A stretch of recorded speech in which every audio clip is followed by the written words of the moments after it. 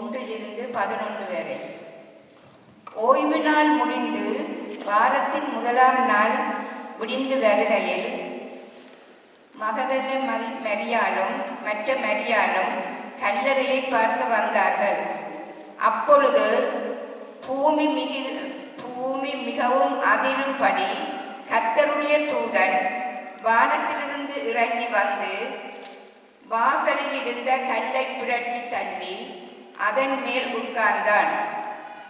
அவனுடைய ரூபம் மின்னல் போலவும் அவனுடைய வஸ்திரம் உறைந்த மலையைப் போலவும் வெண்மையாக இருந்தது. காவலாளர் அவனுக்கு பயந்ததினால் திடுக்கிட்டு செத்தவர்கள் போலானார்கள். தூதன் அந்த ஸ்திரீகளை நோக்கி, நீங்கள் பயப்படாதிருங்கள், சிலுவையில் அறையப்பட்ட இயேசுவை தேடுகிறீர்கள் என்று அறிவேன். அவர் இங்கே இல்லை, நாம் சொன்னபடியே உயிர்த்தெழுந்தார். கர்த்தரை வைத்த இடத்தை வந்து பாருங்கள். சீக்கிரமாய் போய் அவர் மரித்தோரிலிருந்து எழுந்தார் என்று அவர்களுடைய சீஷர்களுக்கு சொல்லுங்கள். அவர் உங்களுக்கு முன்னே கலிலேயாவுக்கு போகிறார், அங்கே அவரை காண்பீர்கள். இதோ உங்களுக்கு சொன்னேன் என்றான்.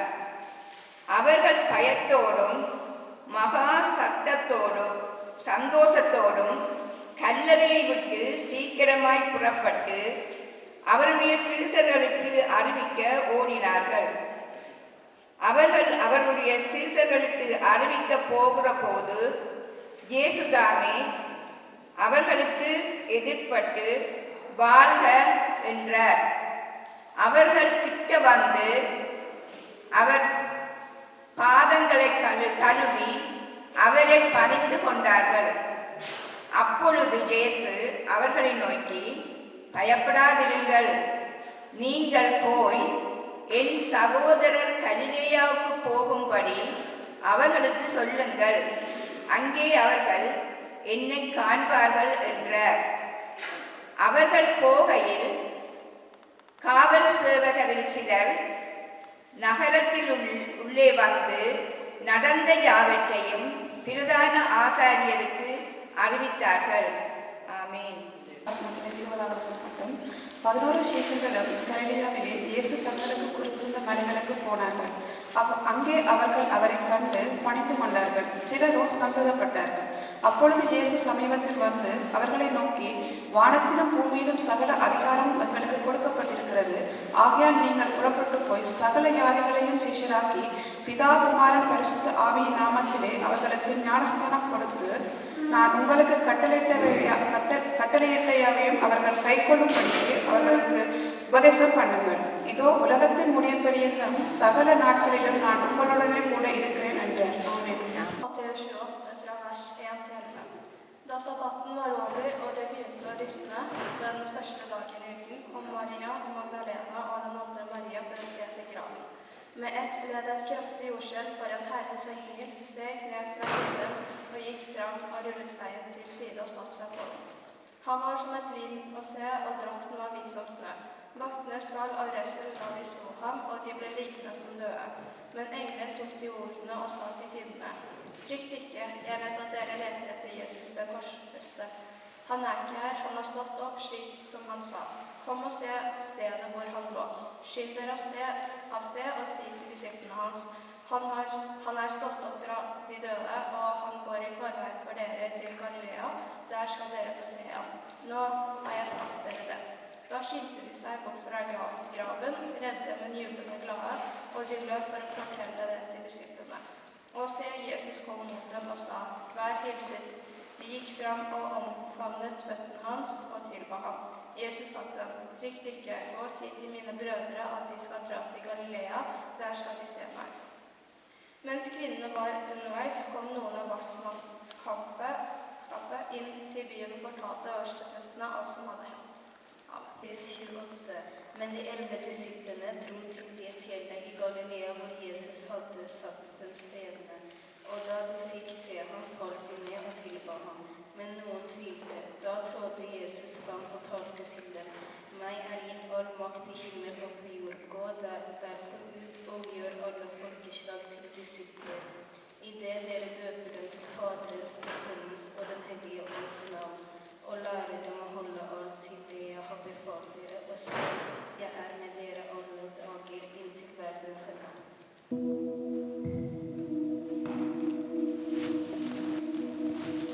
இயேசு கிறிஸ்துவின் இனிய நாமத்தினாலே உங்களை வாழ்த்துகிறேன். இயேசுவின் உயிர்த்தெழுதலை நினைவு கூறுகிற இந்த ஓய்வு நாளிலே, ஞாயிற்றுக்கிழமையிலே, ஒரு பகல் நேரத்திலே உங்கள் யாவரையும் தேற்றவாளன் திருச்சபையினூடாக சந்திப்பதிலே நான் கிறிஸ்துவுக்குள் மகிழ்ச்சி அடைகிறேன். வேதாகமத்திலிருந்து ஒரு பகுதியை வாசித்து இயேசுவானவருடைய உயிர்த்தெழுதலை குறித்து நாம் தியானம் செய்வோம். லூக்கா எழுதிய நற்செய்தி நூல் 24ஆம் அதிகாரம் முதல் 9 வசனங்கள், பக்கம் 122, புதிய ஏற்பாடு, லூக்கா எழுதிய நற்செய்தி நூல் 24ஆம் அதிகாரம் முதல் 9 வசனங்கள்.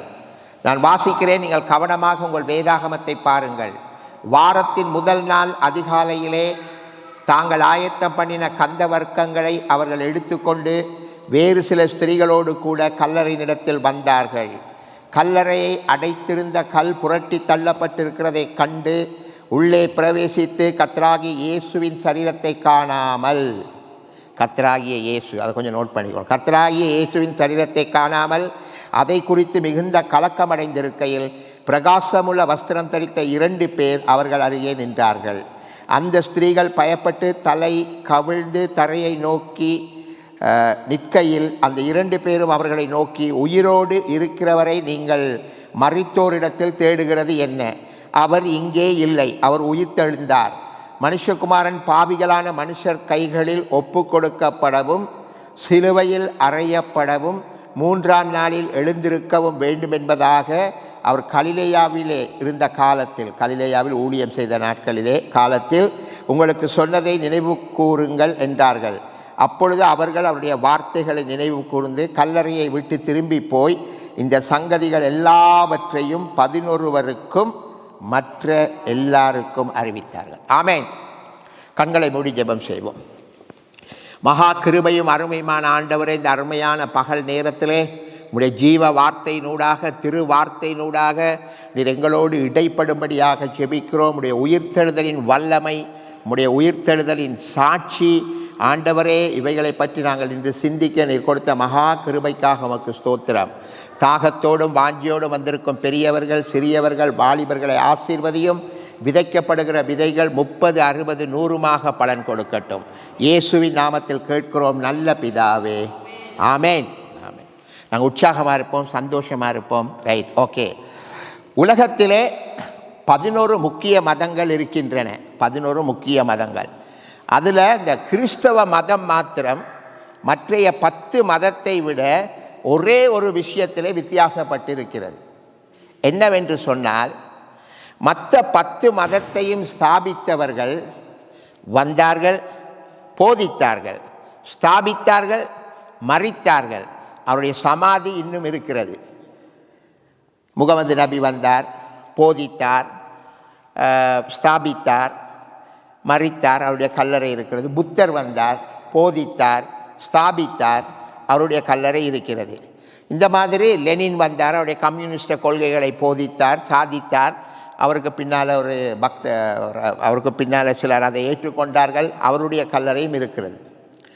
ஆனால் இயேசு கிறிஸ்து, இந்த கிறிஸ்தவ மதம் என்று சொல்கிறதை விட கிறிஸ்தவ மார்க்கம் என்று நான் சொல்ல விரும்புகிறேன். இந்த மார்க்கத்தில் மட்டும்தான் இயேசு கிறிஸ்து வந்தார், போதித்தார், சபையை ஸ்தாபித்தார், மரித்தார், அடக்கம் செய்யப்பட்டார், உயிர்த்தார், பரலோகத்துக்கு போய் பிதாவின் வலது பார்சத்தில் இருக்கிறார். ஆமேன். அப்போ இன்றைக்கு எல்லா கல்லறைகளும் மூடப்பட்டு இருக்கிறது. எருசலேமிலே இயேசுவின் கல்லறை மட்டும் திறக்கப்பட்ட ஒரு கல்லறையாக இருக்கிறது என்பதை நாம் மறந்துவிடக்கூடாது. சரியா? கிறிஸ்தவ மார்க்கத்தை 5 தூண்கள் தாங்கி பிடிக்கிறது. 5 சத்தியங்கள் என்று சொல்லலாம், அல்லது 5 முக்கியமான காரணிகள் தாங்கி பிடிக்கிறது. முதலாவது, கிறிஸ்தவத்தை தாங்கி பிடிக்கிற, மார்க்கத்தை தாங்கி பிடிக்கிற முதலாவது தூண் இயேசுவின் கன்னி பிறப்பு. இயேசுவின் கன்னி பிறப்பு. இதை கொஞ்சம் நீங்கள் யோசிக்கணும். என்னென்னா, முன்குறிக்கப்பட்டு இயேசு பிறந்தார், முன்னால் சொல்லப்பட்டு பிறந்தார். பலர் பிறந்தார்கள் முன்னால் சொல்லப்பட்டு. பழைய ஏற்பாட்டிலே ஈசாக்கு கூட ஆபிரகாமுக்கு முன்னால் சொல்லப்பட்டு தான் பிறந்தான். சிம்சோன் கூட மனோவாவுக்கும் அவருடைய மனைவிக்கும் முன் அறிவிக்கப்பட்டு தான் அவர்கள் பிறந்தார்கள். புதிய ஏற்பாட்டில் யோவான் ஸ்நானகன் கூட முன் அறிவிக்கப்பட்டு தான் யோவான் ஸ்நானகனும் பிறந்தான். இவர்கள் எல்லாரும், அதாவது ஈசாக்கு, சிம்சோன், யோவான் ஸ்நானகன் எல்லாரும் முன்னறிவிக்கப்பட்டு பிறந்தார்கள். ஆனால் இவர்கள் எல்லாரும் திருமணம் செய்தவர்களுக்கு தான் பிறந்தார்கள். ஆனால் இயேசு மட்டும்தான் ஒரு கன்னி பிறப்பு, கன்னி கற்பவதையாகி இந்த உலகத்திலே ஒரு வித்தியாசமான முறையில், அதாவது இயற்கைக்கு அப்பாற்பட்ட முறையிலே இயேசு இந்த உலகத்தில் பிறந்தார். உங்களுக்கு தெரிந்த ஆணும் பெண்ணும் சேர்ந்தால் தான் ஒரு குழந்தை பிறக்கும். இதற்கு நேர்மாறாக பரிசுத்த ஆவியினாலே உட்பவித்து அவர் பிறந்தார். யாரும் புக முடியாத இடம்தான் பெண்ணின் கருவறை. எதுக்குள்ளேயும் பூரலாம், ஆனால் ஒரு பெண்ணின் கருவறைக்குள் பூர முடியாது, யாருக்குமே பூர முடியாது. அண்ட சராசரங்களையும் படைத்த நமது ஆண்டவர் அப்படியே பரிசுத்தாவின் வடிவத்திலே வந்து மரியாளுடைய கற்பத்துக்குள் புகுந்து உட்பவித்து இந்த உலகத்திலே பிறந்து ஒரு கன்னி பிறப்பை உருவாக்கினார். இயற்கைக்கு அப்பாற்பட்ட ஒரு பிறப்பு. அதிலிருந்து எங்களுக்கு தெரியுது இயேசு ஒரு கடவுள். அதுதான் நான் சொன்ன கர்த்தராகிய இயேசு. லூக்கா தன்னுடைய நற்செய்தியில் அழகாக எழுதுகிறார், கர்த்தராகிய இயேசு, கர்த்தர்ட லார்ட். பவுல் கூட தன்னுடைய நிருபத்தில் எழுதுகிறார், கர்த்தராகிய இயேசு, கர்த்தராகிய இயேசு, இயேசு கடவுள். ரைட். ரெண்டாவது, கிறிஸ்தவத்தை தாங்கி பிடிக்கிற தூண் என்னவென்றால் இயேசுவின் சிலுவை மரணம். எல்லாரும் இந்த உலகத்துக்கு வாழ்வதற்காகத்தான் பிறப்பார்கள். இயேசு மட்டும்தான் நமக்காக சாவதற்காக பிறந்தார், உங்களுக்காகவும் எனக்காகவும். இன்றைக்கு 2000 ஆண்டுகளுக்கு முன்னால் கொல்கொதா மேட்டிலே, கல்வாரி சிலுவையிலே நீங்களும் நாங்களும், நல்லா கவனிங்க, நீங்களும் நானும் பாவத்தோடு பிறந்தோம். என் தாய் என்னை பாவத்திலே கற்பம் தரித்தார். எல்லாரும் பாவம் செய்து தேவ மகிமையை இழந்தோம். பாவத்தோடு பிறந்த நாம் பாவத்தோடு மறிக்க கூடாது என்பதற்காக அவர் நம்முடைய பாடுகளை சுமந்து சிலுவையில் இரத்தம் சிந்தி மரித்தார்.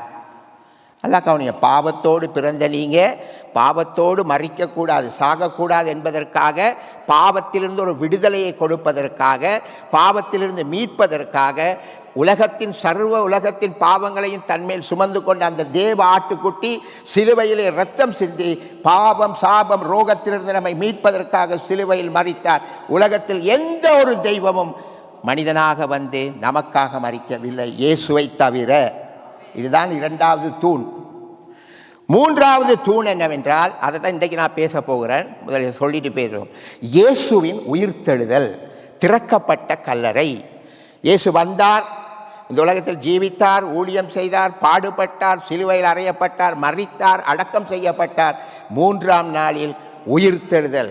இந்த உயிர்த்தெழுதலின் நம்பிக்கை, இந்த உயிர்த்தெழுதலின் விசுவாசம் தான் கிறிஸ்தவத்தை தாங்கி பிடிக்கிற 3ஆவது தூண். பவுல் சொல்லுகிறார், இயேசு உயிர்த்தெழாவிட்டால் நான் பிரசங்கம் செய்வதும் வீண், இயேசு உயிர்த்தெழாவிட்டால் நம்முடைய விசுவாசமும் வீண். இயேசுவின் உயிர்த்தெழுதல் மெய்யானது என்பதை நாம் விசுவாசிக்க வேண்டும். அதுதான் 3ஆவது தூண். 4ஆவது தூண், கிறிஸ்தவத்தை தாங்கி பிடிக்கிற 4ஆவது தூண் என்னவென்றால், இயேசு உயிரோடு ஜீவனோடு உயிர்த்தெழுந்த இயேசுவாக பரலோகத்துக்கு சென்றதும் பரிசுத்த ஆவியை அனுப்பினது. ரெண்டும், இவர் போனார், அவர் வந்தார். சரியா? உயிரோடு இருக்கிற இயேசு, உயிர்த்தெழுந்த இயேசு ஜீவன் உள்ளவர்களாக அதே சரீரத்தோடு, உயிர்த்தெழுந்த சரீரத்தோடு பரலோகத்திற்கு சென்றதும் பரிசுத்த ஆவியானவரை அனுப்பினதும் 4ஆவது தூண். இது 4 முடிஞ்சிட்டு, இதனால் பாஸ்ட் டென்ஸ்.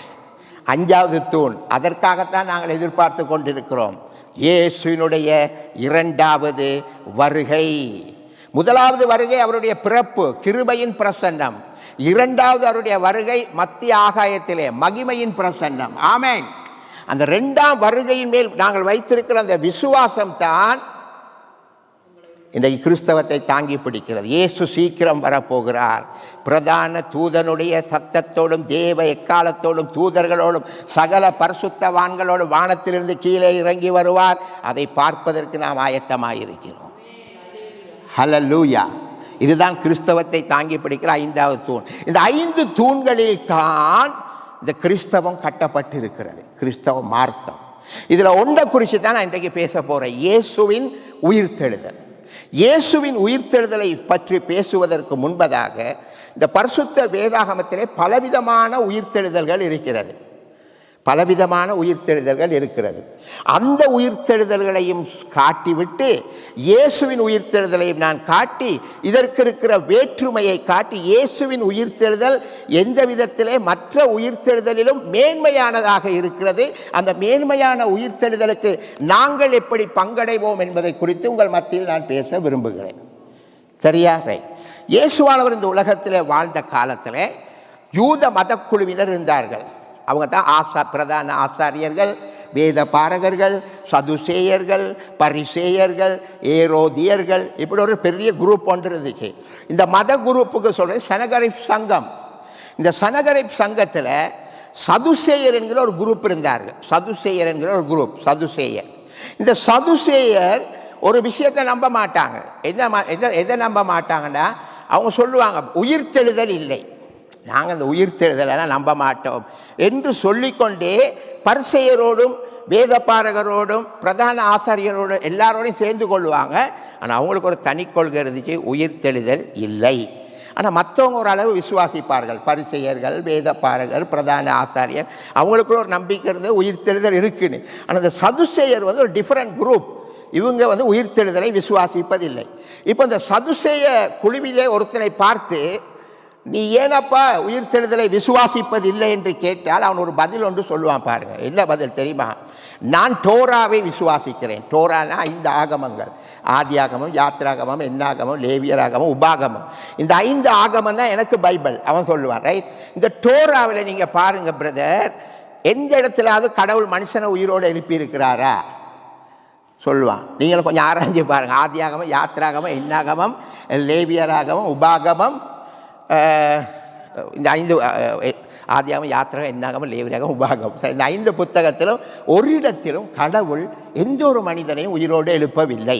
அதைத்தான் அவங்க சொல்லுவாங்க. அதனால் டோராவை நாங்கள் நம்புகிறோம், மோசே எழுதிய புத்தகத்தை நம்புகிறோம், அதில் உயிர்த்தெழுதல் இல்லாதனால நாங்கள் உயிர்த்தெழ மாட்டோம். இப்படி உயிர்த்தெழுதல் இல்லை என்று வாதிட்ட அந்த காலத்திலே வாழ்ந்த இயேசு உயிர்த்தெழுதல் உண்டு என்பதை 3 சம்பவங்களிலே நிரூபித்தார். ஒன்று, ஜெபாலய தலைவனாகிய யவீருவின் 12 வயது மகளை உயிரோடு எழுப்பினார் இயேசு. அந்த சதுசேயருக்கு பதிலளிக்கும் முகமாக உயிர்த்தெழுதல் உண்டு என்று காண்பித்தார்.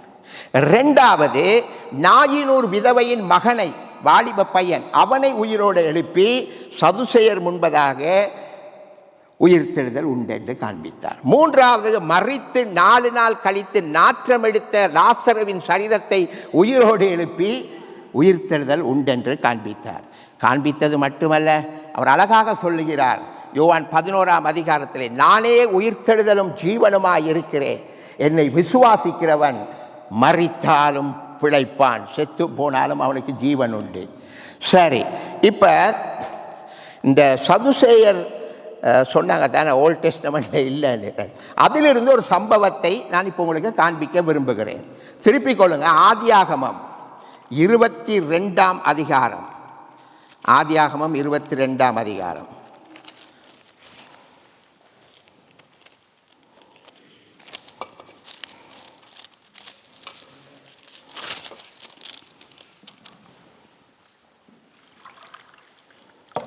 ஆதியாகமம் 22ஆம் அதிகாரம் நாங்கள் வாசிப்போம்.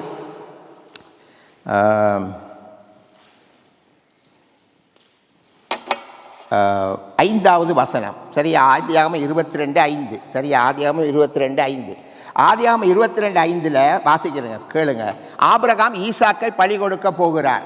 அப்பொழுது ஆபிரகாம் தன் வேலைக்காரரை நோக்கி, வேலைக்காரரை கூட்டிட்டு போனார் தானே, நீங்கள் இந்த கழுதையை நிறுத்தி இங்கே காத்திருங்கள், நானும் பிள்ளையாண்டானும் அவ்விடம் மட்டும் போய், எங்க மோரியா மலையின் உச்சிக்கு போய் அவ்விடம் மட்டும் போய் தொழுது கொண்டு உங்களிடத்தில் திரும்பி வருவோம். வருவேன் இல்லை, வருவோம். நல்லா கவனிங்க, வருவோம். இப்போ உயிர்த்தெழுதல் இல்லாத காலத்தில் ஆபிரகாம் சொன்ன ஒரு வார்த்தை, நானும் ஈசாக்கும் மோரியாவுக்கு போகிறோம். என்னத்துக்கு போகிறார்? ஈசாக்கை பலி கொடுத்தா திரும்பி வருவேன் என்று தான் சொல்ல வேண்டும். ஆனால் அவர் விசுவாசத்தோடு சொல்கிறார், திரும்பி நாங்கள் 2 பேராக வருவோம். புளூரல், பன்மையில் சொல்கிறார். திரும்பி வருவேன் இல்லை, திரும்பி வருவோம். சரியா? ஏன் அவர் திரும்பி வருவோம் என்று சொன்னால், நல்லா கவனிங்க, திரும்பி வருவேன் என்று ஏன் சொன்னார் என்றால், எபிரேயர் புத்தகத்தை நீங்கள் திருப்புங்க. இப்போ எபிரேயர் 11ஆம் அதிகாரத்திலே 18வது வசனத்தை வாசியுங்கள். 18வது வசனத்தை வாசியுங்கள். ஒரு ஆள் சத்தமாக வாசிங்க பார்ப்போம். சத்தமாக தெளிவாக மற்றவர்கள் கேட்கக்கூடியதாக வாசிங்க ப்ளீஸ். பக்கம் 308 எபிரேயர் 11:18. சரி, நான் வாசிக்கிறேன், நீங்கள் தேடிக்கொண்டிருங்க. Right, okay. ஈசாக்கினிடத்தில் உன் சந்ததி விளங்கும். ஈசாக்கினிடத்தில் சந்ததி விளங்கும். எப்படி விளங்கும்? வானத்து நட்சத்திரங்களைப் போலவும் பூமியின் மணலைப் போலவும் உன் சந்ததி உண்டாகும் என்று ஆபிரகாமின் மகனாகிய ஈசாக்கினிடத்தில் உன் சந்ததி விளங்கும் என்றும் அவனோட சொல்லப்பட்டிருந்ததே. அந்த வாக்குத்தத்தம் அவனுக்கு கிடைத்ததே. இப்படிப்பட்ட வாக்குத்தத்தங்களை பெற்ற ஆபிரகாம் மரித்தோரில் இருப்ப தேவன் வல்லவராய் இருக்கிறார் என்று எண்ணி தனக்கு ஒரே பேரான குமாரனை பலியாக ஒப்பு கொடுத்தான். இப்போ கொஞ்சம் பாருங்க, இந்த ஆபிரகாமுடைய விசுவாசத்தை பாருங்க. என்னது? உயிர்த்தெழுதல் இல்லாத காலத்தில் அவனுக்குள்ள ஒரு விசுவாசம் இருந்துச்சு. என் மகனை ஆண்டவர் உயிரோடு எழுப்புவார், என் மகனை நான் பலி கொடுத்தாலும் ஆண்டவர் ஒரு வாக்குத்தத்தம் கொடுத்திருக்கிறார். அவன் மூலமாக வானத்து நட்சத்திரங்களைப் போலவும் பூமியின் மணலைப் போலவும் சந்ததி உண்டாகும் என்று சொன்ன ஆண்டவர், வாக்கு மாறாத ஆண்டவர், எப்படியாவது ஈசாக்கின் மூலமாக சந்ததியை பெருக பண்ணுவார். நான் ஈசாக்கை பலியாக கொடுத்தாலும் அவர் என்ன செய்வார்?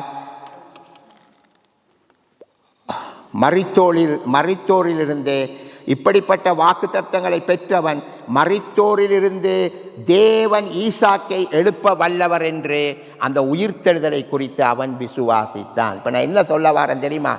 சதுசேயரே விசுவாசிக்கல 5 ஆகமத்தில் உயிர்த்தெழுதல் இல்லைன்னு.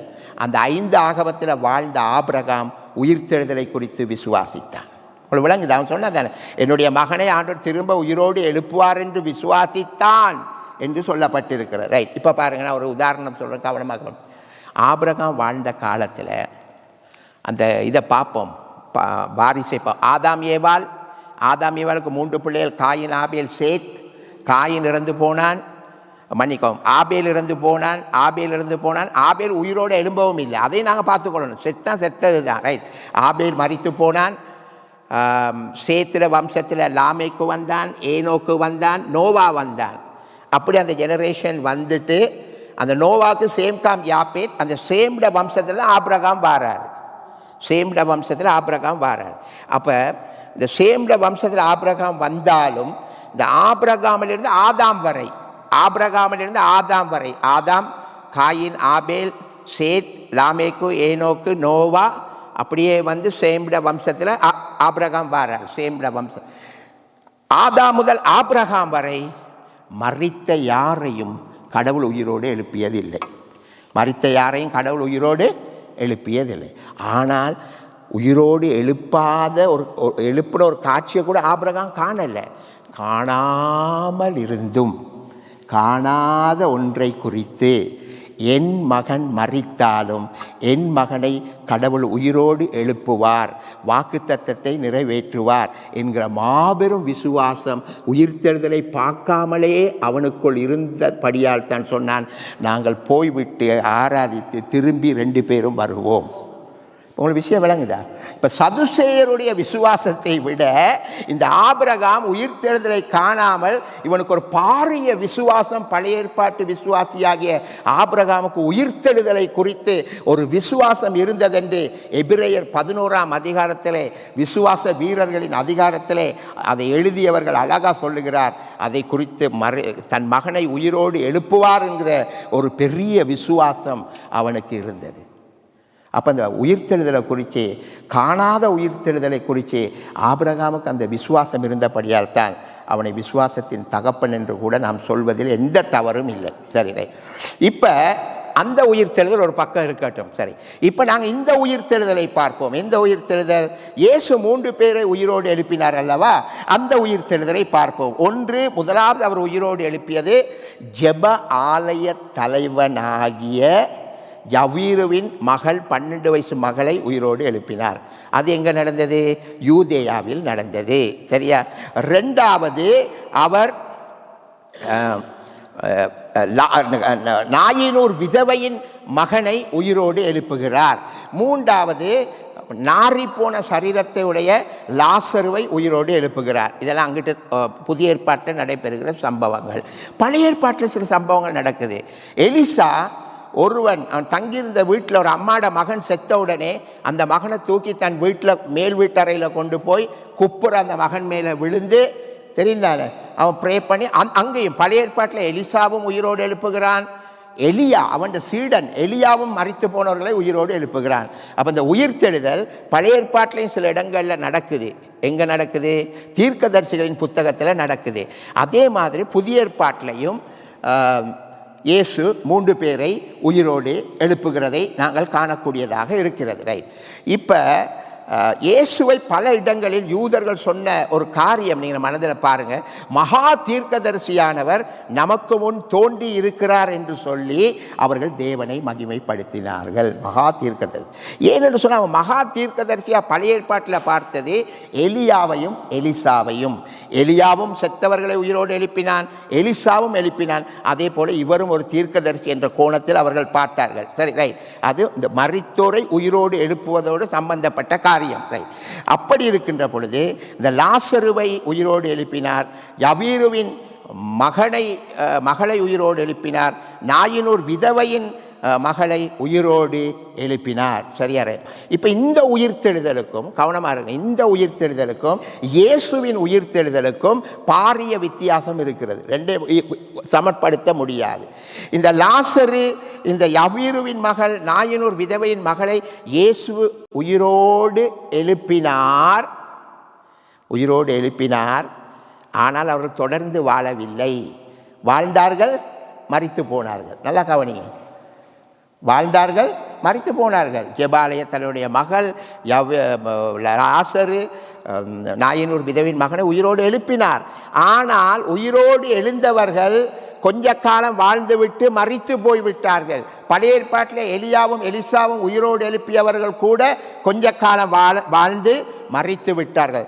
ஆனால் இயேசு உயிரோடு எழுந்து கொஞ்ச காலம் வாழ்ந்து மரிக்கவில்லை. வெளிப்படுத்தல் 1:18 சொல்லுகிறார், மரித்தேன், இதோ சதா காலங்களிலும் உயிரோடு இருக்கிறேன். ஆமென். இப்போ கவனமாக இருங்க. அந்த உயிர்த்தெழுதல் வேற, இந்த உயிர்த்தெழுதல். அப்போ ஆண்டவராகிய இயேசு கிறிஸ்துவின் உயிர்த்தெழுதல் மரித்தேன், ஓம், ஆனாலும் இதோ சதா காலங்களிலும் உயிரோடு இருக்கிறேன் என்று சொன்னால் இந்த உயிர்த்தெழுதல் மேன்மையான உயிர்த்தெழுதல். இந்த உயிர்த்தெழுதல் மேன்மையான உயிர்த்தெழுதல். ஆகவே நீங்கள் கொஞ்சம் யோசிக்கணும். இந்த லாசருவுக்கு கொடுத்த உயிர்த்தெழுதல், இந்த யவீருவின் மகளுக்கு கொடுத்த உயிர்த்தெழுதல், இந்த நாயினூர் விதவையின் மகனுக்கு கொடுத்த உயிர்த்தெழுதலை உங்களுக்கும் எனக்கும் ஆண்டவர் தரப்போவது இல்லை. ஆண்டவர் உங்களுக்கும் எனக்கும் தரப்போகிற உயிர்த்தெழுதல் மேன்மையான உயிர்த்தெழுதல். இயேசு எப்படி உயிர்த்தெழுந்தாரோ அதே போல ஒரு மேன்மையான உயிர்த்தெழுதலை தந்து சதா காலங்களிலும் நாங்கள் மரிக்காமல் சதா காலங்களிலும் அவரோடு வாழ்கிற ஒரு உயிர்த்தெழுதலை ஆண்டவர் நமக்கு தர மிகவும் வாஞ்சியாக இருக்கிறார், விரும்புகிறார். யாருக்கு தருவார்? ரட்சிக்கப்பட்ட ஒவ்வொரு மக்களுக்கும், இயேசுவை சொந்த இரட்சகராகவும் ஆண்டவராகவும் அவரை விசுவாசித்து ஏற்றுக்கொண்ட ஒவ்வொரு பிள்ளைகளுக்கும் இந்த உயிர்த்தெழுதல் இருக்கிறது. நல்லா கவனி. இப்போ நாட்கள் செல்ல செல்ல, வயது செல்ல செல்ல நாங்கள் 3 காரியங்களுக்கு முகம் கொடுக்க வேண்டும். முதலாவது, நீங்கள் எப்படியும் வியாதியை சந்தித்து தான் ஆக வேண்டும். ஒரு குறிப்பிட்ட வயதுக்கு பிறகு ஏதாவது ஒரு வியாதி உங்களை தாக்கத்தான் செய்யும். ப்ரெஷராக இருக்கலாம், கொலஸ்ட்ராலாக இருக்கலாம், சுகராக இருக்கலாம், ஏதோ ஒன்று வந்து உங்களை அட்டாக் பண்ண தான் செய்யும். வியாதியிலிருந்து முகம் கொடுக்கத்தான் வேண்டும். ரெண்டாவது, நீங்கள் நாட்கள் செல்ல செல்ல என்னத்தான் மேக்கப் போட்டாலும் முதுமைக்கு நீங்கள் முகம் கொடுத்து தான் ஆக வேண்டும். என்னத்தான் நீங்கள் மேக்கப் போட்டாலும் ஒரு வயதுக்கு பிறகு முகத்தில் சுருக்கங்கள் வரும். எனக்கு வந்துட்டு ரைட், ஓகே, இந்த மாதிரி எங்களை காட்டும். முதுமைக்கு நாங்கள் முகம் கொடுத்து தான் ஆக வேண்டும். அதே மாதிரி தான் காலங்கள் செல்ல செல்ல மரணத்துக்கும் நாங்கள் முகம் கொடுக்கத்தான் வேண்டும். மரணத்துக்கு நாங்கள் தப்ப முடியாது, எல்லாரும் மரிக்க வேண்டும். சரி, ரைட். இந்த மரணத்தில் இருந்து அதாவது இந்த உலகத்தை ஆண்ட அரசர்கள் நாடுகளை ஆண்டு கொண்டார்களே தவிர அவர்களுக்கு மரணத்தை ஆண்டு கொள்ள முடியவில்லை, மரணத்தின் மேல் ஜெயம் எடுக்க முடியவில்லை.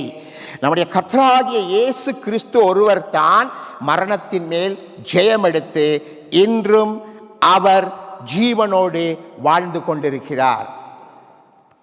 மரணத்தின் மேல் ஜெயம் நீங்கள் ஓல்ட் டெஸ்டமெண்ட்டில் பார்ப்பீங்க. மரணத்தின் மேல் ஜெயம் ஒரு குறிப்பிட்ட குரூப் எடுத்தாங்க. இஸ்ரவேல் மக்கள் பஸ்கா ஆட்டுக்குட்டியின் இரத்தத்தை தங்கள் வீடுகளின் நிலைகளிலே பூசியிருந்த பொழுது சங்கார தூதன் வந்து எகிப்தின் மூத்த பிள்ளைகளையெல்லாம் கொலை செய்து விட்டு போனான். எல்லா இடமும் மரணம். ஆனால் இஸ்ரவேலரின் வீட்டுக்குள் அவன் நுழையவில்லை. இஸ்ரவேலர்கள் மரணத்திலிருந்து பாதுகாக்கப்பட்டார்கள். அன்றைய நாளிலே இஸ்ரவேல் மக்கள் மரணத்திலிருந்து பாதுகாக்கப்பட்டார்கள், அல்லது மரணத்துக்கு தப்பினார்கள் என்று கூட சொல்லலாம். ரைட். ஆனால் இயேசுல உயிர் தெழுதல் மரணத்திலிருந்து தப்புவதோ மரணத்திலிருந்து பாதுகாக்கப்படுவதோ இல்லை. இயேசுவின் உயிர் தெழுதல் உயிர் தெழுந்து நித்திய நித்திய நித்திய நித்திய காலமாக வாழ்கிற சதா கால வாழ்க்கையாக இருக்கிறது. அதைத்தான் ஆண்டவர் நமக்கு வாக்குத்தத்தம் பண்ணியிருக்கிறார். 1 கொரிந்தியர் 15ஆம் அதிகாரத்தை நீங்கள் திருப்பினால் உங்களுக்கு தெரியும், அந்த இடத்துல உயிர்த்தெழுதலை குறித்து பகாக மிக தெளிவாக நிறைய காரியங்களை அவர் அங்கு எழுதியிருப்பதை குறித்து நாங்கள் பார்க்கலாம். அந்த அதிகாரத்தை நீங்கள் வீட்டில் போயிட்டு வாசிங்க. சில பகுதிகளை நான் சொல்லுகிறேன். இயேசு மரித்து அடக்கம் செய்யப்பட்டு உயிர்த்த பிறகு தான் ஜீவனோடு இருப்பதாக, தான் உயிரோடு இருப்பதாக பலருக்கு காண்பித்தார். கேபாவுக்கு காண்பித்தார். கேபா என்றால் பேதுரு. பின்னர் 12 பேருக்கு தரிசனமானார், 500 பேருக்கு தரிசனமானார். எல்லாருக்கும் அவர் ஜீவனோடு 40 நாட்கள் இந்த உலகத்தில் இருந்து நான் மரித்தேன், இதோ சதா காலங்களிலும் உயிரோடு இருக்கிறேன் என்று சொல்லி தன்னை நிரூபித்தார். சீஷர்கள் பயத்திலே அறை கதவை மூடிக்கொண்டு வெளியே போக பயம். இயேசுவை கொலை செய்து விட்டார்கள், நம்மையும் கொலை செஞ்சிருவாங்களோ என்ற பயத்தில் இருந்த பொழுது கூட உயிர்த்தெழுந்த இயேசு அவர்கள் மத்தியிலே போய் உங்களுக்கு சமாதானம் என்று சொன்னார். ஆமென். அதே போல் இந்த இடத்துல யாராவது பயத்தின் ஆவியோடு இருந்தால் நீங்கள் சோர்ந்து போக வேண்டாம், மனம் கலங்க வேண்டாம். சமாதான பிரபுவாகிய சமாதானம் கொடுத்த உயிர்த்தெழுந்த இயேசு இன்று உங்கள் வாழ்க்கையிலும் சமாதானத்தை கொடுக்க வல்லவராயிருக்கிறார். இன்றைக்கு எத்தனையோ பேருக்கு பயத்தின் ஆவிகள் இருக்குது. அது செஞ்சால் என்ன நடக்குமோ, இது செஞ்சால் என்ன நடக்குமோ, குடும்பத்தில் சமாதானம் இல்லை, கணவன் மனைவி உறவில் ஒழுங்கில்லை, கீழ்ப்படியாத பிள்ளைகள், சமாதான குலைச்சல்கள். சோர்ந்து போகாதீங்க. என் இயேசு சமாதான பிரபுவாகிய இயேசு உயிர்த்தெழுந்த ஆண்டவர் என்று சீஷர்களின் பயத்தை போக்கி உங்களுக்கு சமாதானம் என்று சொன்னது போல இன்றைய நாட்களிலும் பயத்தின் ஆவியோடு இருக்கிற உங்கள் ஒவ்வொருவரையும் அவர் சமாதானப்படுத்த விரும்புகிறார், சமாதானத்தை கொடுக்க விரும்புகிறார். ஷாலோம், சமாதானம். ஆமேன். 2வது, உயிர்த்தெழுந்த ஆண்டவர் தன்னை நிரூபிக்கிறார், சமாதானத்தை கொடுக்கிறார். திருப்பி சொல்லுகிறார். அவர் முதல் தரிசனமானது மகதலேனா மரியாளுக்கு. வேதத்தை பார்த்தால் உங்களுக்கு 12 சீஷர்கள் 3.5 வருஷம் ஊழியம் செஞ்சு கூட அந்த ஸ்லாக்கியத்தை பெறவில்லை. அந்த ஸ்லாக்கியத்தை பெற்றது ஒரே ஒரு பெண், மகதலேனா மரியாளுக்கு தான் முதல் தரிசனம். முதல் தரிசனத்திலேயே ஆண்டவர் தன்னுடைய ஊழியத்தை வெளிப்படுத்தினார். ஸ்திரீயே ஏன் அழுகிறாய்? ஸ்திரீயே ஏன் அழுகிறாய்? என் நேசரை காணவில்லை, அவரை வைத்த இடத்திலிருந்து தூக்கி கொண்டு போய்விட்டார்கள். ஒரு பெண்ணின் கண்ணீரை ஆண்டவர் பார்க்கிறார். அன்னாளின் கண்ணீரை பார்த்தார். தெரியுது, மலடி சாமுவேல் அம்மா அன்னாள் அழுதா, பிள்ளை இல்லை புலம்பி அழுதா, இதயத்தை ஊட்டினாள். அந்த கண்ணீரையும் ஆண்டவர் பார்த்தார். ஆகாருடைய கண்ணீர் ஞாபகம் இருக்கு. ஆகாருடைய கண்ணீர். ஆபிரகாம் தண்ணீரை குடத்தில் தண்ணீர் வைத்து ரொட்டி கொஞ்சம் சொட்டு மகனோடு அனுப்பின பொழுது, எல்லாம் தீர்ந்த பொழுது ஆகார் வனாந்தரத்தில் உட்கார்ந்து அழுதாள் அல்லவா, என் பிள்ளைக்கு நான் எப்படி சாப்பாடு கொடுப்பேன், பிள்ளை சாக போகிறான். அந்த கண்ணீரையும் பார்த்தார், இந்த கண்ணீரையும் பார்த்தார். நாயினூர் விதவை அழுது கொண்டு வரும்பொழுது இயேசு மனதுருகி கிட்ட போய் அழாதே என்று சொன்னார். ஞாபகம் இருக்கா? பெண்கள் கண்ணீர் வடிப்பதை என் ஆண்டவர் அனுமதிக்க மாட்டார். கண்ணீரை துடைக்கிற ஆண்டவர் உயிர்த்தெழுந்த பின்பு முதலாவது செய்த ஊழியம், ஸ்திரீயே ஏன் அழுகிறாய்? ஏன் அழுகிறாய்? வேதத்தில் பல பேர் அழுதார்கள். பல பேருடைய கண்ணீரை என் இயேசு துடைத்திருக்கிறார். அதே உயிர்த்தெழுந்த இயேசு இன்று நம் மத்தியில் இருக்கிறார், உலாவுகிறார், அசைவாடுகிறார். யாராவது கண்ணீரோடு இந்த இடத்தில் இருப்பார்களானால் சோர்ந்து போகாதீங்க, மனம் கலங்காதீங்க. உயிர்த்தெழுந்த ஆண்டவர் உங்கள் கண்ணீரை துடைக்க இன்றும் ஜீவனோடு இருக்கிறார். ஆமென். அது மாத்திரமல்ல, இயேசுவை காட்டி கொடுத்த, இயேசுவை மறுதளித்த பேதுரு, பின்மாறி போன பேதுருவை முன்னால் கூப்பிட்டு அவனை உற்சாகப்படுத்தி என் ஆடுகளை மெய்ப்பாயாக என்று மெய்ப்பனின் கோலை அவன் கையில் கொடுக்கிறார். யோசித்து பாருங்கள். நீங்கள் கர்த்தரை விட்டு தூரமாய் போயிருந்தால் தயவு செய்து மனம் திரும்புங்க. உயிர்த்தெழுந்த ஆண்டவர் எப்படி பேதுருவை மீண்டும் ஊழியத்துக்குள் அழைத்தாரோ, மீண்டும் எப்படி தன்னிடத்தில் சேர்த்து கொண்டாரோ, அதே போல் பின்மாறி போயிருந்தால், ஜெப வாழ்க்கை குறைவு, வேத வாசிப்பு குறைவு என்று நீங்கள் எந்த காரியத்திலும் பின்வாங்கி போயிருந்தால் உங்களையும் ஆண்டவர் மீண்டும் சேர்த்து கொள்ள ஆவலாக இருக்கிறார். அது மட்டுமல்ல, உயிர்த்தெழுந்த பிறகு உங்களுக்கு தெரியும், தன்னை ஜீவன் உள்ளவராக நிரூபிக்க நிறைய காரியங்கள் செஞ்சார். 2 பேருக்கு பைபிள் ஸ்டடி கொடுத்தார். எம்மாவு ரோட்டில் 2 பேர் பேசி கொண்டு போகிறார்கள், பைபிளை வாசிக்கிறாங்க, விஷயம் விளங்குதில்லை. இயேசு அவர்கள் நடுவே தோன்றி அவங்களுக்கு வேத வாக்கியங்களை விளக்கமாக சொல்லுகிற அந்த காரியத்தை நாங்கள் காணக்கூடியதாக இருக்கிறது. ரைட். இப்போ நான் சொன்னேன், இயேசு சொல்லிவிட்டு இந்த உலகத்துக்கு வந்து பிறந்தார். யாரும் புகக்கூடாத இடத்திலே தாயின் கற்பத்துக்குள் புகுந்து வந்தார். இயற்கைக்கு அப்பால் பட்ட இதிலே வந்தார். அதே போல இயேசு மரிக்கும் பொழுது கூட சொல்லிவிட்டு தான் மரித்தார். இன்றைக்கி உங்களுக்கு முடியுமா சொல்லிவிட்டு மறிப்பதற்காக? நான் இத்தனாம் தேதி இத்தனை மணிக்கு இப்படி சாவேன் என்று சொல்ல முடியுமா? முடியாது. ஆண்டவர் திட்டமிட்டு செயல்பட்டார். தன்னுடைய மரணத்தை குறித்து சொன்னார். லூக்கா 24ஆம் அதிகாரம் நான் வாசித்தேன். 7ஆம் வசனத்தில் பாருங்க, 6-7 தூதர்கள் அழகாக சொல்லுகிறார்கள், அவர் இங்கே இல்லை, அவர் உயிர்த்தெழுந்தார். மனுஷகுமாரன் பாவிகளான மனுஷர்களின் கைகளில் ஒப்புக் கொடுக்கப்படவும், பாவிகளான மனுஷர் கையில் ஒப்பு கொடுக்கப்படவும், சிலுவையிலே அறையப்படவும், 3ஆம் நாளில் எழுந்திருக்கவும் வேண்டும் என்பதை அவர் கலிலேயாவில் இருந்த காலத்திலே உங்களுக்கு சொல்லிவிட்டார் அல்லவா? அவர் கலிலேயாவில் இருந்த காலத்திலே சொல்லிவிட்டார் அல்லவா? பார்த்தீங்களா? இயேசு சொல்லி நான் மரிப்பேன் என்று சொன்னபடி மரித்தார், உயிர்த்தார். ரைட். இயேசு பல முறை சீஷர்களுக்கு சொன்னார், நான் எருசலேமை நோக்கி போகிறேன். இயேசு தன் முகத்தை எருசலேமுக்கு நேராக திருப்பினார். சீஷர்கள் கேட்கிறார்கள், ஏன் எருசலேமுக்கு போகிறீர்கள்? மனுஷகுமாரன் மனுஷர்களின் கைகளில் ஒப்படைக்கப்பட வேண்டும், அவர்கள் என்னை துன்புறுத்துவார்கள், பாடுபடவும் கொலை செய்யவும் நான் அனுமதிக்கப்பட்டிருக்கிறேன், ஆனாலும் 3ஆம் நாளில் உயிர்த்தெழுவேன் என்று தன்னுடைய உயிர்த்தெழுதலை, பிறப்பை மட்டுமல்ல உயிர்த்தெழுதலை குறித்தும் முன்னறிவித்து வந்த கடவுள்தான் இந்த ஆண்டவர் என்பதை நாம் மறக்கக்கூடாது. ரைட். இப்போ ஆண்டவர் ஏன் உயிர்த்தெழுந்தார்? நான் சொன்ன பல தலைவர்கள் வந்தார்கள், ஆண்டார்கள், மரணத்தை ஆண்டு கொள்ள முடியவில்லை, மரணத்தை ஜெயிக்க முடியவில்லை. ஆனால் எங்கள் இயேசு மரணத்தை ஜெயித்தார். இயேசு உயிர்ப்பித்த லாசரு, யவீர்வின் மகள், விதவையின் மகள் எல்லாரும் திருப்பி செத்துட்டாங்க. மரணத்திலே அவங்களுக்கு ஒரு ஜெயம் கிடைக்கல. ஆனால் இயேசு பாதாளம் வரைக்கும் சென்று மரணத்தை ருசி பார்த்து, மரணத்தை ருசி பார்த்தது இயேசு மட்டும்தான். மரணத்தை ருசி பார்த்து உயிரோடு எழும்பினார். எழும்பி அதே சரீரத்தோடு பரலோகத்துக்கு போனார். ஒரே சரீரத்தோடு பரலோகத்துக்கு போனது இன்னொரு ஆள், ஏனோக்கு, இன்னொன்று எலியா. அந்த ஏனோக்குக்கும் எலியாவுக்கும் இங்கே சமாதியும் இல்லை, கல்லறையும் இல்லை. அதனால் அவங்க மரணத்தை ருசி பார்க்கவில்லை. நல்லா கவனிங்க, ஏனோக்கு சாகல்ல, எலியாவும் சாகல்ல, மரணத்தை ருசி பார்க்க இல்லை. இப்படி இருந்தாங்க, அப்படி போயிட்டாங்க, அவ்வளவுதான். ரைட். ஆனால் இயேசு பாதாளத்துக்குள்ளே போய் மரணத்தை ருசி பார்த்து உயிரோடு எழுந்து பரலோகம் சென்றார். அவங்க பரலோகம் போனதுக்கும் இயேசு பரலோகம் போனதுக்கும் பாரிய வித்தியாசம் இருக்கிறது. அப்போ இந்த மரணத்தின் மேல் ஜெயம், இஸ்ரவேல் ஜனங்கள் எகிப்திலே அந்த பஸ்கா ஆட்டுக்குட்டியின் இரத்தத்தினால், கவனமாக கேளுங்க, மரணத்திலிருந்து காக்கப்பட்டார்கள்.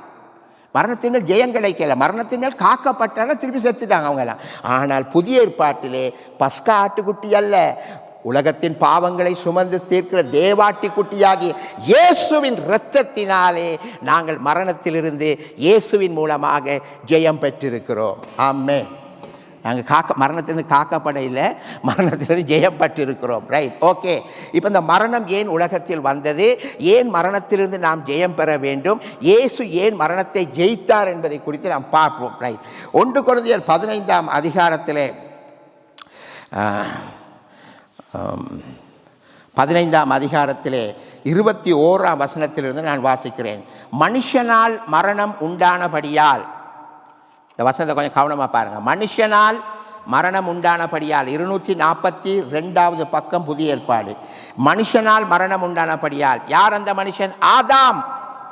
ஆதாம் என்கிற மனுஷனால் மரணம் உண்டானபடியால் மனுஷனால், அடுத்த மனுஷன் வந்து இயேசு கிறிஸ்து, மனுஷனால் இயேசு கிறிஸ்துவினால் மரித்தோரின் உயிர்த்தெழுதலும் உண்டாயிற்று.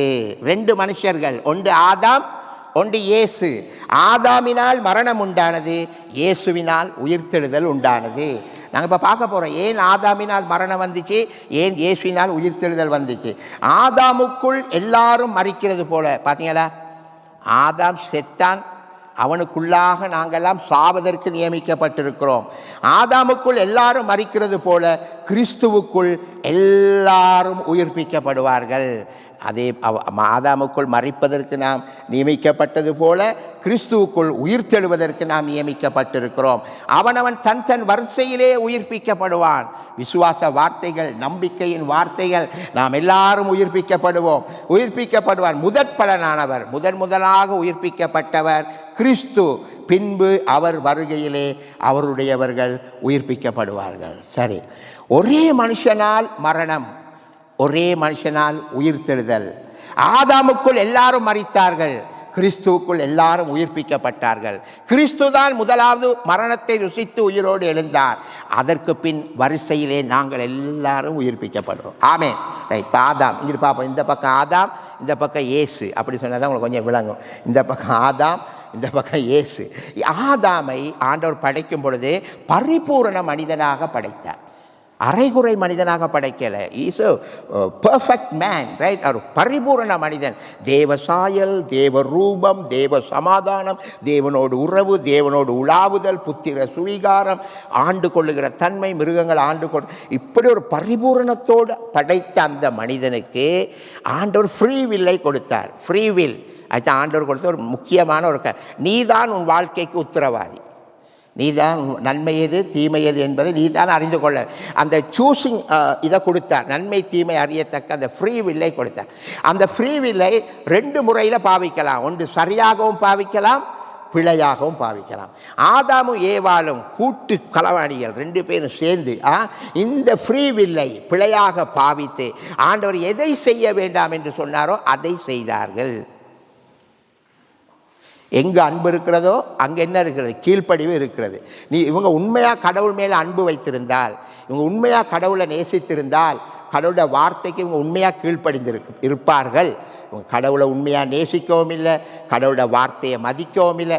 எதை புசிக்க வேண்டாம் என்று சொன்னார்களோ அதை புசித்தார்கள். என்றைக்கு புசித்தார்களோ அன்றைக்கு மரணம் அவர்களை ஆண்டு கொண்டது. மரணம் அவர்களை ஆண்டு கொண்டு அன்றைக்கே இந்த உலகத்துக்கு மரணம் வந்துட்டு ஆண்டவர், நான் சொன்னேன், ஆதாமை படைக்கும் பொழுது பரிபூரண மனிதனாக படைத்தார், பெர்ஃபெக்ட் மேன். அப்படின்னா அவனுக்கு மரணம் இல்லை. ஆதாம ஏவாளும் மறிக்கக்கூடாது, நித்திய காலமாக ஆண்டவரோடு வாழ வேண்டும் என்கிற ஒரு நோக்கத்தோடு தான் ஆண்டவர் ஆதாமை ஏவாளை நம்மையும் படைத்தார். நோக்கமே அதுதான், நித்திய காலமாக வாழ வேண்டும். ஏன் ஆண்டவர் மனிதனை படைத்தார்? ஆண்டவரை நேசிப்பதற்காக படைத்தார். முழு இருதயத்தோடும், முழு ஆத்துமாவோடும், முழு மனதோடும், முழு பலத்தோடும், முழு சிந்தையோடும் உன் தேவனாகிய கர்த்தரிடத்தில் அன்பு கூறுவாயாக. ஆண்டவரை நேசிப்பதற்காக படைத்தார். 2வது ஆண்டவரோடு இருப்பதற்காக படைத்தார். ஆண்டவரோடு உறவு கொண்டு அவரோடு இருப்பதற்காக படைத்தார். 3வது அவருக்கு பணிவிடை செய்ய படைத்தார், அவருக்கு ஊழியம் செய்ய படைத்தார். 4வது அவரை ஆராதனை செய்ய படைத்தார். ஆமென். அவரை வர்ஷிப் பண்ண படைத்தார். இந்த நல்ல நோக்கங்களுக்காக ஆண்டவர் மனிதனை படைத்தார். ஆனால் மனிதன் கடவுளுடைய நோக்கங்களை எல்லாம் சுக்குநூறாக உடைத்து ஆண்டவருடைய வார்த்தைக்கு கீழ்ப்படியாமல் அவன் நடந்து கொண்டபடியினால், பாவம் செய்தபடியினால், அவன் பாவத்தின் சம்பளம் மரணம். அவனை மரணம் ஆண்டு கொண்டது. ரோமர் 6:23 மரணம் ஆண்டு கொண்டது. நித்திய காலமாக ஆண்டவரோடு வாழ படைக்கப்பட்ட மனிதன் மரணத்தை தழுவிக்கொண்டான். வயது சென்றது, மரித்தான், அடக்கம் பண்ணப்பட்டான். அந்த மரணம் மட்டுமல்ல, அது சரீர பிரகாரமான மரணம். அந்த மரணம் மட்டுமல்ல, நல்லா கவனிங்க, ஆன்மீகத்திலும் அவன் மரித்து போனான். அதாவது கடவுளோடுள்ள உறவிலிருந்து தூக்கி வீசப்பட்டான். உங்களுக்கு தெரிந்தானே என்னது? அந்த ஏதேன் தோட்டத்திலிருந்து துரத்தி விடப்பட்டான். இப்போ ஆண்டவரோடு அவனுக்கு உறவு இல்லை, ஆண்டவரோடு சமாதானம் இல்லை, புத்திர சுவீகாரத்தை இழந்தான், தேவ சாயலை இழந்தான், தேவ ரூபத்தை இழந்தான், எல்லாத்தையும் இழந்துட்டான். எல்லாம் டேமேஜ். அப்போ தேவனோடுள்ள உறவு, அது ஆன்மீக வாழ்க்கையிலும் செத்து விட்டான், தேவனோட உறவும் போச்சு, சரீரத்திலும் செத்து விட்டான். 2 மரணமும் அவனை ஆட்கொண்டு விட்டது. ஆத்மாவும் செத்துட்டு, ஆத்மா டவுன். இப்போ கடவுளுக்கு அவனுக்கு உறவே இல்லை. தோட்டத்தை விட்டு வெளியே அனுப்பியாச்சு. போ அப்பா போ. இப்போ உறவும் இல்லை, தேவசாயம் இல்லை, தேவ ரூபம் இல்லை, பரிபூர்ணம் இல்லை, ஒன்றும் இல்லை. ஆன்மீக மரணம். ஆத்மா செத்து விட்டது. அடுத்தது சரீர மரணம். முதுமை அடைய துவங்கினான், மரித்து போனான். சரியா? அந்த மரணம் தான் எங்களையும் கவ்வி பிடித்திருக்கிறது. ஏனென்றால் இப்படித்தானே நான் அன்றைக்கு சொன்னேன். ரைட், திருப்பி சொல்கிறேன். ஒரு குடம் நிறைய நல்ல சுட சுட பால் இருக்குது, ஒரு இனிப்பான பால். நாங்களாம் சுவைக்க வாஞ்சியோடு இருக்கிற பாலை அதில் ஒரு துளி பொய்ஷன் விழுந்தால் என்ன நடக்கும்? அந்த பாலே கெட்டு போயிடும், டேமேஜ் ஆகிரும். அதே மாதிரி ஒரு நல்ல நோக்கத்தோடு ஆண்டவர் உலகத்தை படைத்தார். அந்த பிசாசு ஆதாமையும் ஏவாளையும் பாவித்து பாவம் என்கிற பொய்ஷன் விழுந்த உடனே எல்லாரும் டேமேஜ், உலகமே டேமேஜ். ஆதாமுக்குள் அவனுடைய பரம்பரையில் வந்த நாங்கள் எல்லாரும் டேமேஜ். அந்த மரணம் எங்களையும் கவ்விக்கொண்டது.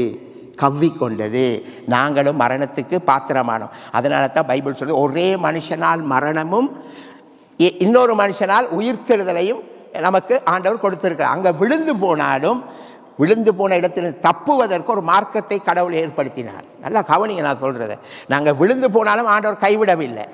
நாங்கள் மரணத்துக்கு உட்பட்டாலும் ஆண்டவர் கைவிடலை. எங்களை மீட்பதற்கு ஒரு திட்டத்தை உருவாக்கினார். சரியா? ரைட். இப்போ நான் சொல்லுகிற உதாரணத்தை நீ கவனமாக பார்க்கணும். தேவன், இது மனிதன்.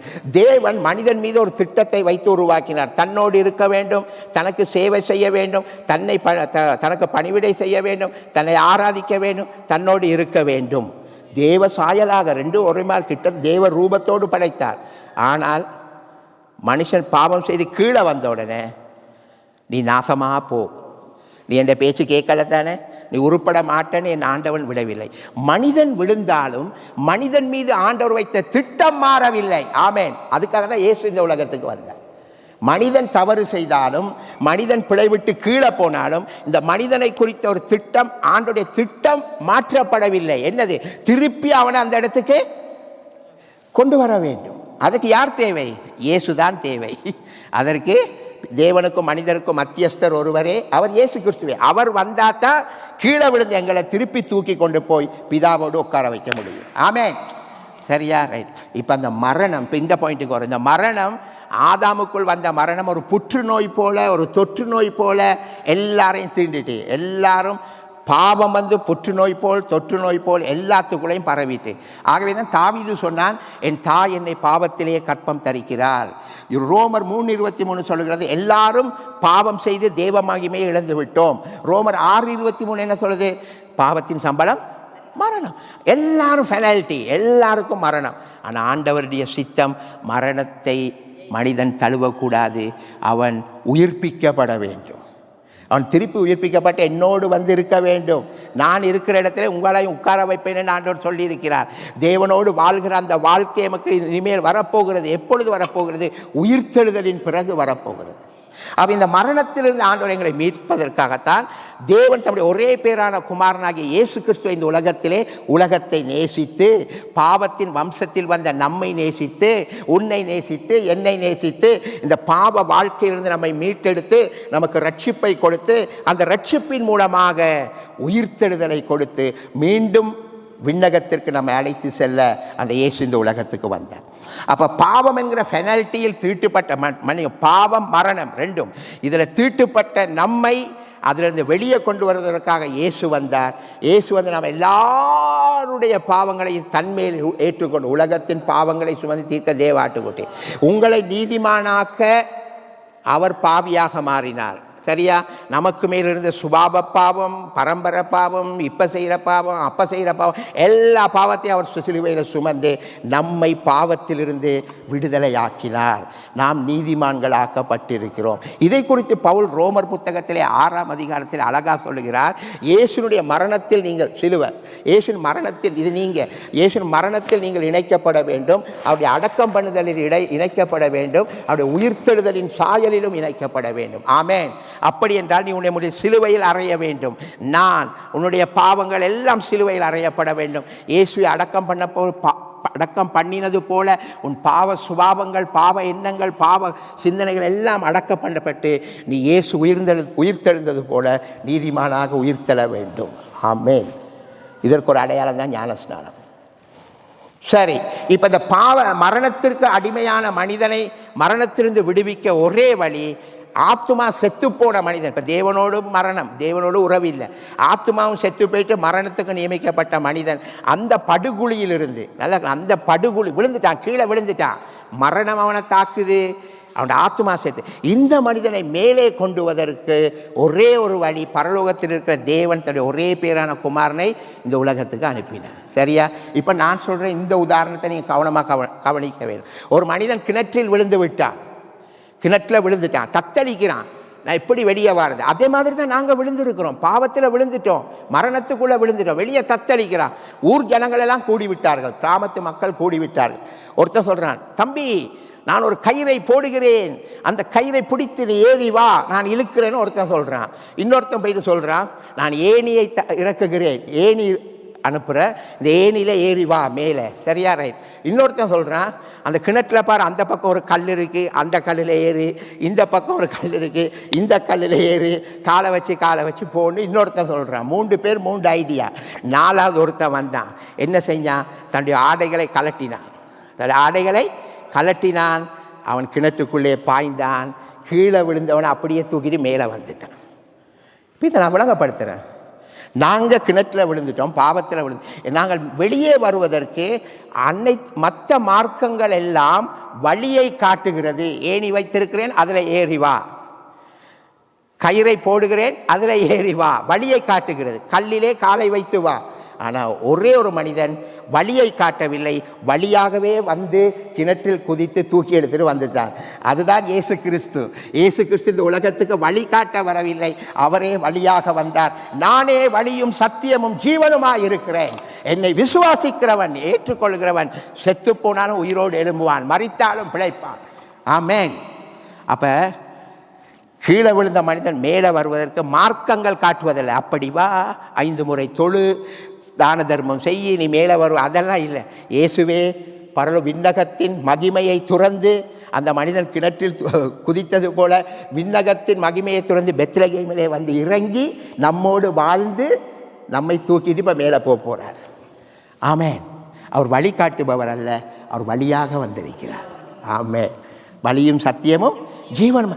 ஏன் வந்தார்? உங்களையும் என்னையும் மரணத்திலும் பாவத்திலிருந்து மீட்பதற்காக.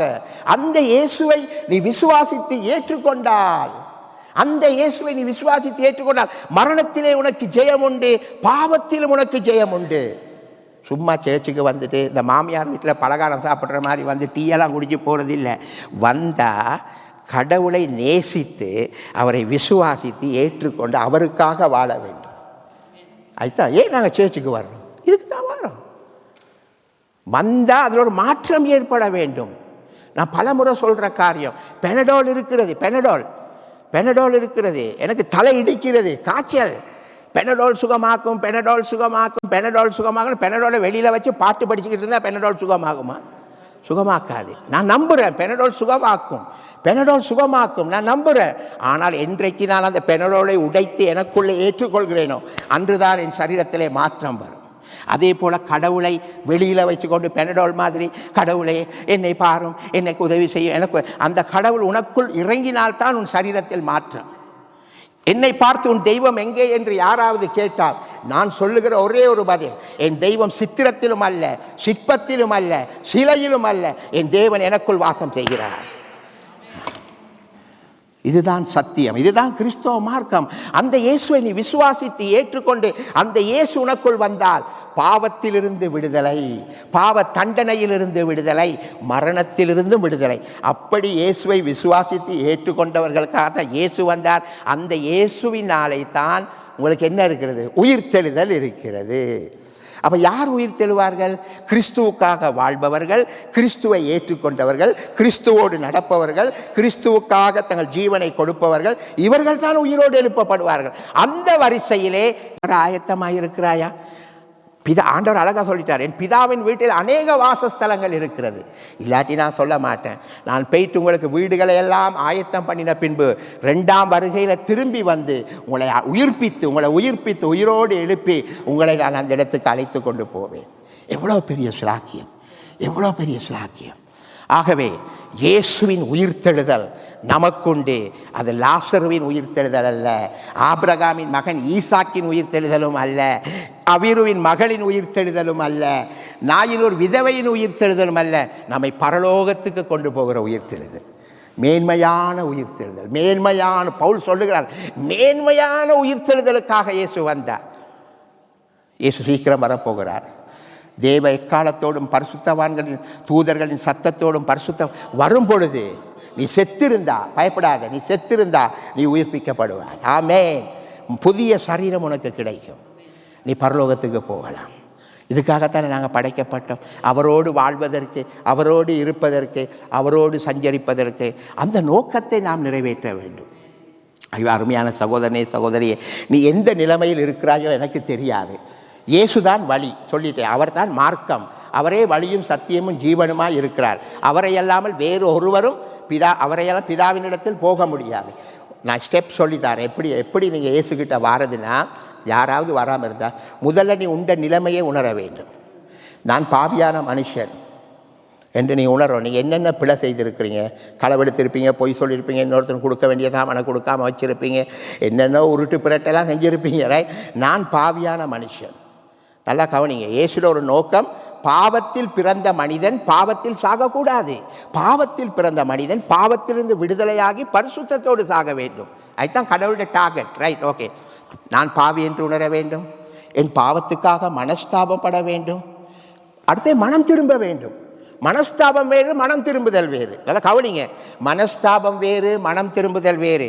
மனஸ்தாபம் என்று சொன்னால், நான் சொல்கிறேன் கேளு, மனஸ்தாபம் என்று சொன்னால், நான் ஒருத்தர் 5 லட்சம் ரூபாய் வாங்கிட்டேன், அவன்கிட்ட நான் திருப்பி கொடுக்கல அந்த காசை. அப்போ நான் ஆண்டோட ஆலயத்துக்கு வர்றேன், எனக்கும் மனசாட்சி குத்துது, அவன்கிட்ட 5 லட்சம் வாங்கிட்டேன், நான் திருப்பி கொடுக்கல.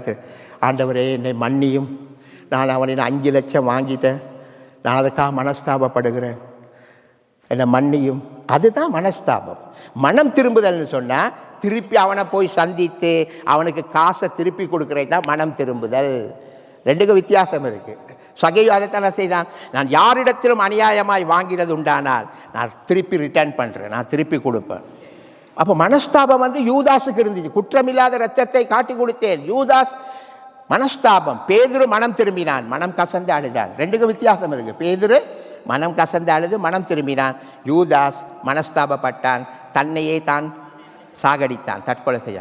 அப்போ நான் பாவி என்று உணர வேண்டும், என் பாவத்துக்காக மனஸ்தாபப்பட வேண்டும், மனம் திரும்ப வேண்டும், பாவ மன்னிப்பு பெற வேண்டும். நல்லா கவனி, இயேசுவுக்கு மட்டும்தான் இந்த உலகத்திலே பாவத்தை மன்னிக்கிற அதிகாரம் இருக்கிறது.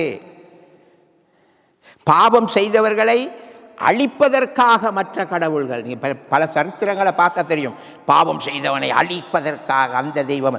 என் தெய்வம் பாவம் செய்தவர்களை அழிப்பதற்காக அல்ல, பாவம் செய்தவர்களுக்கு பாவ மன்னிப்பு கொடுப்பதற்காக வந்தார். பாவ மன்னிப்பை பெறுங்க. இயேசுட இரத்தத்துக்கு மட்டும்தான் உங்களோட பாவத்தை கழுவுற வல்லமை இருக்கிறது. வேறு ஒன்றுக்கு உங்களோட பாவத்தை கழுவ முடியாது. உங்களோட உள்ளத்தில் உள்ள அழுக்குகளை, எரிச்சல், பொறாமை, கோபம், வைராக்கியம், இப்படிப்பட்ட காரியங்களை கழுவி உங்களோட தூய்மையான உள்ளமாக மாற்றுவது இயேசுவின் இரத்தம் மாத்திரம்தான். அந்த இரத்தத்தினால் கழுவப்படுங்க. அப்போ தான் உங்களை செத்துப்போன ஆத்துமா, ஆதாம் செஞ்ச பாவத்தில் ஆத்துமா செத்து போச்சு தானே, நாங்களாம் ஆத்துமா செத்து தான் வந்துடும். அந்த ஆத்துமா உயிர்ப்பிக்கப்படும். அந்த டைமில் தான் அந்த ஆத்துமா உயிர்ப்பிக்கப்படும். நீங்கள் இயேசு கிறிஸ்துவை விசுவாசிங்க, வெளியே வச்சு விசுவாசிக்காதீங்க பெனடோல் மாதிரி, உள்ளுக்கு எடுங்க, விசுவாசித்து அவரை ஏற்றுக்கொள்ளுங்கள். அவர் உங்களுக்குள் வந்த பிறகு உங்கள் வாழ்க்கையிலே மாற்றும். ஆமென். இதுதான் மறுபிறப்பு, இதுதான் ரட்சிப்பு. அதுக்கப்புறம் கூட ஆவி ஆத்மா சரீரத்தை அவர்கிட்ட ஒப்பு கொடுங்க. இதுக்குள்ளே நீங்கள் வந்துட்டீங்கன்னா சக்ஸஸ். ஆதாமினால் வந்த மரணத்தை இயேசுவினாலே நீங்கள் மேற்கொள்வீர்கள். அதுக்கு பிறகு உங்களுக்கு மரணம் இல்லை. நீங்கள் இந்த உலகத்தில் செத்தாலும் நித்திய காலமாக நித்திய ஜீவனோடு வாழ முடியும். ஆமென். ஆனால் எங்களுக்கு இன்னொரு சரீரத்தை தருவார், இன்னொரு மகிமையின் சரீரத்தை தருவார். அவை அருமையான சகோதரனே சகோதரியே, கர்த்தர் அருமையாக நம்மோடு பேசியிருக்கிறார் என்று நினைக்கிறேன். இதை விட தெளிவாக சொல்லக்கூடிய நிலைமை நான் நினைக்கிறேன். அழகாக சொல்லிட்டார் ஆண்டவர். சரியா, சத்திய வேதத்திலிருந்து அழகாக சொல்லிட்டார். நாம் எல்லாரும் ரட்சிக்கப்பட வேண்டும். நாங்கள் எல்லாரும் மறுரூபம் அடைய வேண்டும். நம்ம எல்லாருக்கும் உயிர்த்தெழுதல் உண்டு. இயேசு எப்படி உயிர்த்தெழுந்து இன்றும் உயிரோடு இருக்கிறாரோ அதே போல் நாங்களும் உயிர்த்தெழுந்து சதா காலங்களிலும் இயேசுவோடு உயிரோடு வாழ்வோம். அந்த நம்பிக்கையை தந்த இயேசுவுக்காக நன்றி செலுத்துவோம். அவை செத்த வீட்டுக்கு போனால் யாராவது செத்தா அங்கே போய்ட்டு அழாதீங்க. எங்களுக்கு என்ன இருக்குது? உயிர்த்தெழுதலின் நம்பிக்கை ஆண்டவர் தந்துட்டார். அங்கே போய்ட்டு அழுதுகிறோம், ஆண்டவர் இந்த குடும்பத்தை ஆற்றுங்கள் தேற்றுங்கள், அதெல்லாம் தேவைத்தான். ஆற்றுங்கள் தேற்றுங்கள் எல்லாம் சொல்லிட்டு சொல்லுங்கள், எங்களுக்கு பெரிய ஒரு நம்பிக்கை இருக்கிறது. நாங்கள் உயிரோடு எழும்புவோம். செத்துப்போன விசுவாசியும் உயிரோடு எழும்புவான். அழாதீங்க அம்மா, அழாதீங்க. நமக்கு உயிர்த்தெழுதலின் நம்பிக்கை ஆண்டவர் தந்திருக்கிறார். ஆமேன்.